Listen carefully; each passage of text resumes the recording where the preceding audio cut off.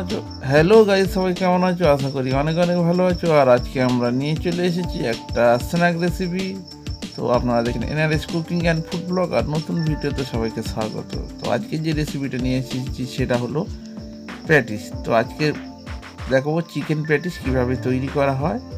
আর এই chicken patties খেতে খুব সুন্দর আর মজমজে হয়।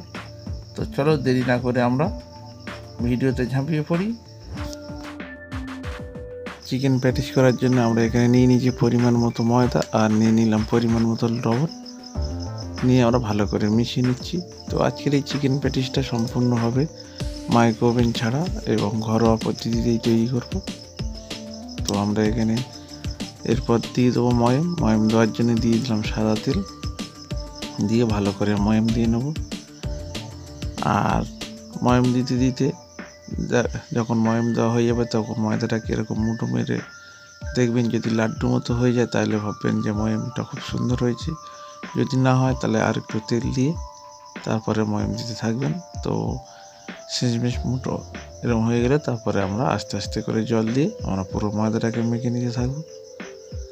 আর ময়দাটা ভালো করে মেখে নেওয়ার পরে আমরা এখানে ময়দাটাকে ঢাকা দিয়ে রাখবো বেশ কিছুক্ষণের জন্য।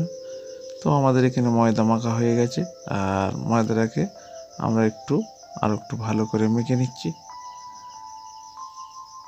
আর মেখে নেওয়া হয়ে গেছে। এখন আমরা ময়দাটার উপরে হালকা করে তেল দিয়ে দেবো, দিয়ে আমরা ময়দাটাকে চাপা দিয়ে রাখবো আধা ঘন্টা বা 30 মিনিটের জন্য। তো বন্ধুরা, আমাদের ভিডিও যদি আপনাদের ভালো লাগে অবশ্যই ভিডিওতে একটা লাইক দিন। পরবর্তী ভিডিও পাওয়ার জন্য অবশ্যই চ্যানেলটা সাবস্ক্রাইব করে রাখুন, আর পাশে থাকা বেল আইকনটা অল করে দিন, যাতে সমস্ত ভিডিও নোটিফিকেশান সবার আগে আপনার কাছে পৌঁছে যায় সেই জন্যে।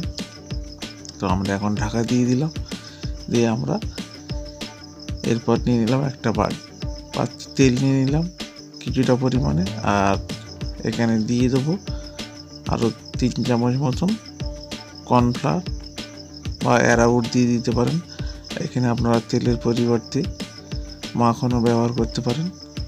তো আমরা এখানে সাদা তেল নিয়ে আমরা পরিমাণ মতো কর্নফ্লাওয়ার দিয়ে দিচ্ছি, দিয়ে আমরা এটা একটা ব্যাটার তৈরি করে নেব।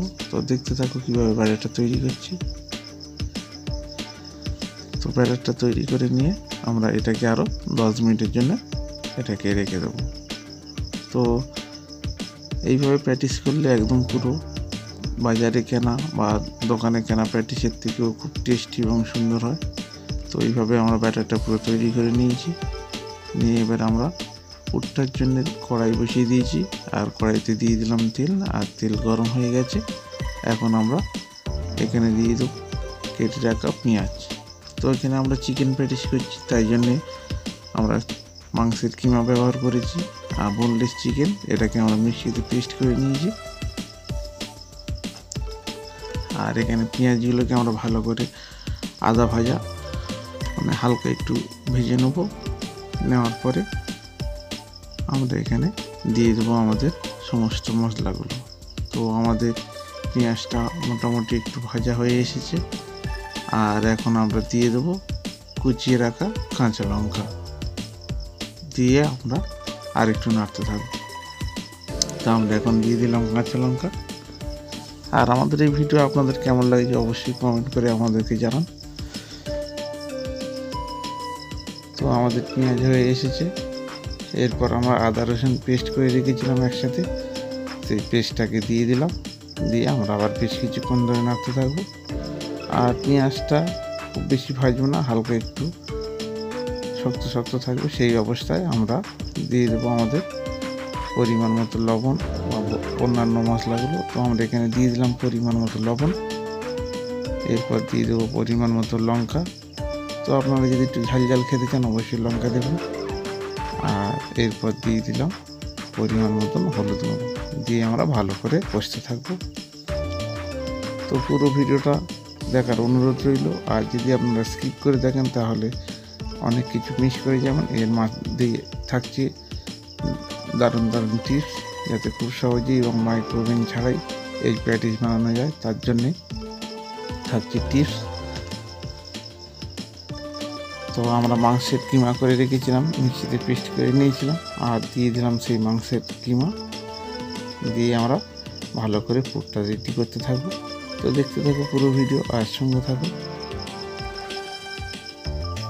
তো আমাদের মাংসের কিমাটা প্রায় রেডি হয়ে এসেছে। আর বন্ধুরা, আপনারা যদি আমাদের চ্যানেলে সাবস্ক্রাইব করে রাখেন অসংখ্য অসংখ্য ধন্যবাদ। আর যদি সাবস্ক্রাইব না করে থাকেন এখনই সাবস্ক্রাইব করে পাশে থাকা বেল আইকনটা অল করে দিন, যাতে সমস্ত ভিডিও নোটিফিকেশান সবার আগে আপনাদের কাছে পৌঁছে যায় সেই জন্য। তো আমাদের মাংসের পুর এখানে সম্পূর্ণ রেডি হয়ে এসেছে। আর এবার আমরা এটাকে নামিয়ে নেব। তো ততক্ষণে নামিয়ে নেওয়ার পরে আমরা এখানে মেখে রাখা ময়দাটাকে একটু নিয়ে আরেকবার মেখে নিলাম। আর ততক্ষণে আমাদের 30 মিনিট হয়ে গেছে। এবার ময়দাটাকে আমরা লিচি করে নেব। তো আমরা ময়দাটাকে ছোটো ছোটো করে লিচি করে নেব, নিয়ে আমরা এটাকে রুটির আকারে বেলতে থাকবো। তো রুটির আকারে যতক্ষণ বেলতে থাকবো ততক্ষণে আপনারা ভিডিওর নিচে লাল রঙের সাবস্ক্রাইব বাটনটাকে সাবস্ক্রাইব করে দিন, আর দিয়ে বেল আইকনটা অল করে দিন। তো আমাদের লিচি রেডি হয়ে গেছে। এখন আমরা একদম পাতলা করে রুটির মতন বেলতে থাকবো। তো এইভাবে আমরা সম্পূর্ণ লিচিগুলোকে রুটির আকারে করে রেডি করে নেব। আর বন্ধুরা, আপনারা এই রেসিপিটা বাড়িতে ট্রাই করুন, এবং খুব মুখরোচক একটা খাবার, এবং বারবার খেতে ইচ্ছা হবে। আর এটা বাচ্চা থেকে বুড়ো সবার খুব প্রিয় একটা খাবার। তো এইভাবে আমরা সম্পূর্ণ রুটিটাকে বেলে নিলাম, আর খুব পাতলা আকারে বেলে নিয়ে গেছি। তো একদম পাতলা, যেটা পাঁপড়ের মতন। যত পাতলা হবে তত এই লেয়ারগুলো তত সুন্দর হবে।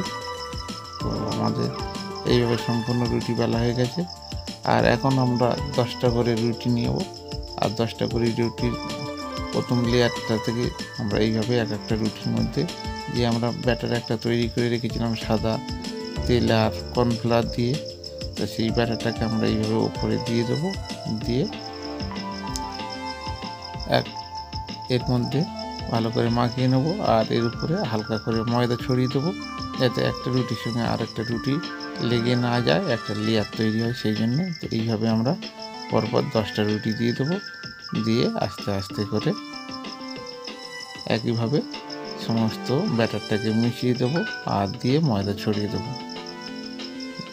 দিয়ে আমরা এইভাবে 10টা রুটিকে একসাথে রেডি করে নিতে থাকবো। এইভাবে 10টা রুটি রেডি করার কারণ যে প্যাটিসের মধ্যে যে হালকা হালকা যে লেয়ারগুলো পাওয়া যায় এইভাবে তৈরি করা হয়। তো আমাদের এই ভিডিওটা আপনাদের কেমন লাগছে অবশ্যই কমেন্ট করে আমাদেরকে জানান। আর চ্যানেলটা যদি সাবস্ক্রাইব না করা থাকে এখনই চ্যানেলটা সাবস্ক্রাইব করে দিন, আর পাশে থাকা বেল আইকনটা অল করে দিন। আর আপনারা আপনাদের বন্ধুবান্ধব আত্মীয় স্বজনের সঙ্গে এই রেসিপিটা শেয়ার করতে পারেন হোয়াটসঅ্যাপ, ইনস্টাগ্রাম অ্যান্ড ফেসবুকের মাধ্যমে। তো এইভাবে সম্পূর্ণ আমাদের রুটিটা রেডি হয়ে গেছে। আর লাস্ট লেয়ারের উপর এইভাবে আমরা দিয়ে আমরা এবার এটাকে রোল করে নেব। তো দেখতে থাকো পুরো ভিডিও, আর সঙ্গে থাকো, অবশ্যই ভালো লাগবে। তো এরপরে আমরা সম্পূর্ণ রুটিটাকে রোল করছি। তো আমরা কীভাবে রোল করছি আপনারা দেখতে থাকুন। আর এটাই হলো টিপস, এইভাবে যত টাইট করে রোল করবে তত লেয়ারটা খুব সুন্দর হবে। তো আজকের টিপসটা ছিল এটাই। আর এইভাবে আপনারা একটা বড় জায়গার উপর বা বড় কিছুর উপর এইভাবে একটু হালকা হালকা ময়দা দিয়ে রোল করতে থাকবেন। তো আমরা এখানে কীভাবে করছি আপনারা দেখতে থাকুন। তো এইভাবে একটু চেপে চেপে বড় করে নিতে হবে। আর এইভাবে বড় করে নেওয়া হয়ে যাওয়ার পরে আমরা এটাকে এবার ছুরির সাহায্যে কাটতে থাকব। তো দেখো আমরা কিভাবে তৈরি করছি। তো আপনারাও ঠিক একই পদ্ধতি ফলো করুন, আর এইভাবে রেসিপিটা সম্পূর্ণ করুন। তো এইভাবে আমরা এবার সাইজ অনুযায়ী কেটে নেবো, এক একটা প্যাটিসের সাইজ অনুযায়ী। তো একটা প্যাটিস যত বড় হবে ঠিক সেইভাবে আমরা কাটতে থাকছি। আর দেখো আমরা কাটার পরে এর ভিতরে লেয়ারটা কত সুন্দর চলে এসেছে। দেখো যে এক একটা সরু লেয়ার এসছে, সেই লেয়ারগুলো এক একটা দেখো কি সুন্দর দেখতে হয়েছে। আর এরকমই দেখতে হবে অবশ্যই।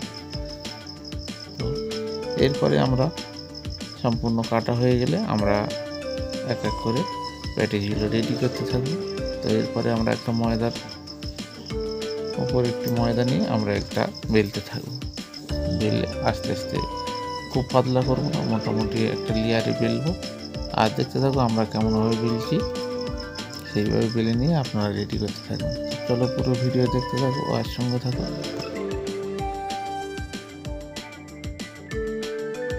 তো আমাদের রুটিটা বেলা হয়ে গেছে, আর এখন আমরা এইভাবে চারধারে কেটে নেব, কারণ প্যাটিসের আকারটা প্যাটিসের শেপ দিতে গেলে আমাদের এইভাবে কেটে নিতে হবে। তো আমরা এইভাবে ছুরির সাহায্যে কেটে নিলাম। তো আমাদের ছুরিটা ভালো কাটছে না, আপনারা একটু ধারালো ছুরির সাহায্যে এটা কাটবেন, তাহলে খুব সুন্দর এবং তাড়াতাড়ি হবে।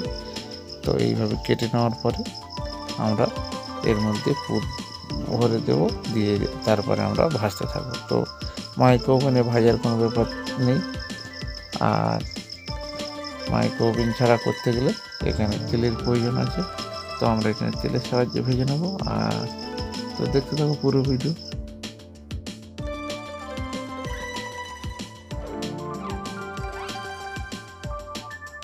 তো এখন আমাদের সম্পূর্ণ কাটা হয়ে গেছে, আর এখন আমরা একটা চামচের সাহায্যে চিকেনের পুরটাকে আমরা দিয়ে দিলাম মাঝখানে, আর চারধারে হাতের আঙুলের সাহায্যে জল লাগিয়ে দিচ্ছি, যাতে পেস্টটা মানে দুই মুখ ভালো করে জুড়ে যায়, সেই জন্য।